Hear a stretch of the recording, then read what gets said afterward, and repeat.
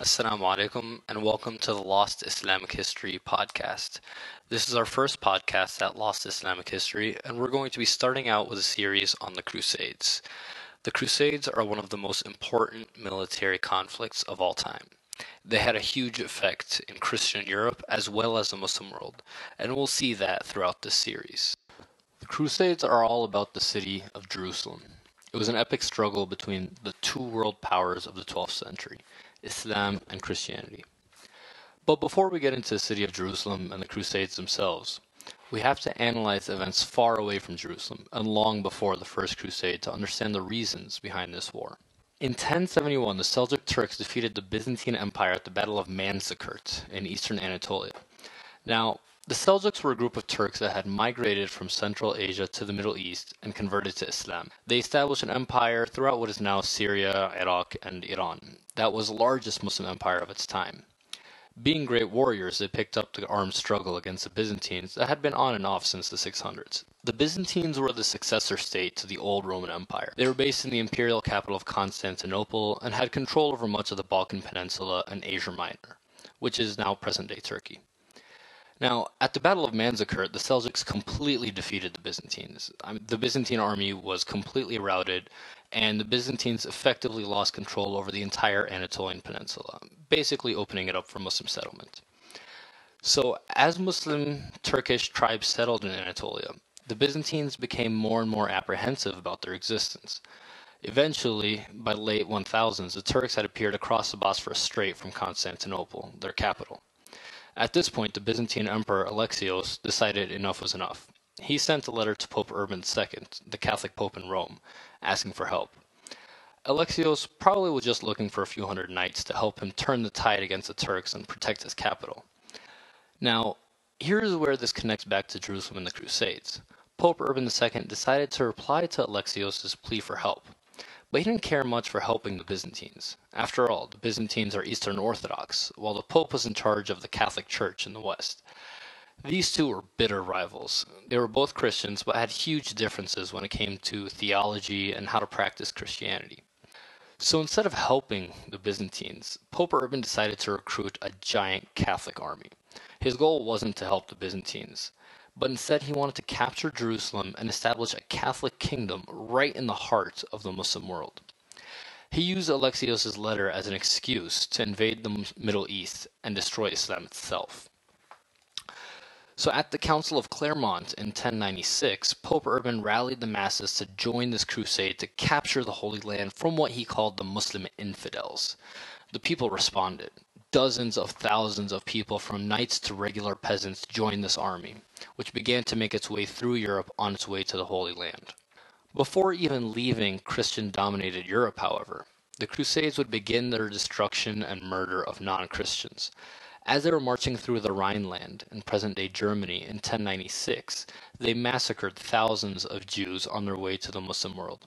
Eastern Orthodox Christians also suffered such pillage and destruction as Crusader armies marched through their towns. That's why when they arrived at Constantinople, Alexios refused to even let them into the city. He saw these guys as barbaric invaders and was more than happy to let them pass right by his city without coming in. This was not the few hundred knights he was expecting. This was a ragged mass of people from all walks of life in Europe that were on a mission to destroy Islam and claim the Holy Land for themselves. The first group of crusaders was known as the People's Crusade. And when they reached the Turkish lands of Anatolia, they were easily defeated by Kilij Arslan, the Turkish emir or governor of the region. The next group, however, known as the First Crusade, wasn't so easy. They easily defeated the Turks in Anatolia and made their way further into Muslim lands, finally appearing at the walls of the city of Antioch in October of 1097. Antioch was actually a very, very well-defended city.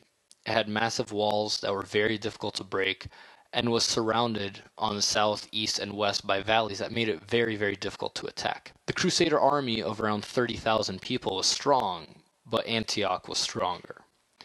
Nevertheless, the emir of Antioch, Yaghi sought help from surrounding cities throughout Syria against this Crusader army. Now, here's a note about Middle Eastern politics in the late 1000s. The Great Seljuk Empire that we talked about earlier, now it's basically completely deteriorated. There was no large Muslim empire with a central army that could ride to the rescue of Antioch. Yagysian had to rely on individual emirs of other cities to send their armies to come and help him. The problem, however, was the constant infighting among the emirs of the Muslim world at this time. Each emir was looking to expand his own power at the extent of other cities nearby. Yagysian was part of this nasty game of politics, so when he called out for help, naturally the nearby emirs were reluctant to do much.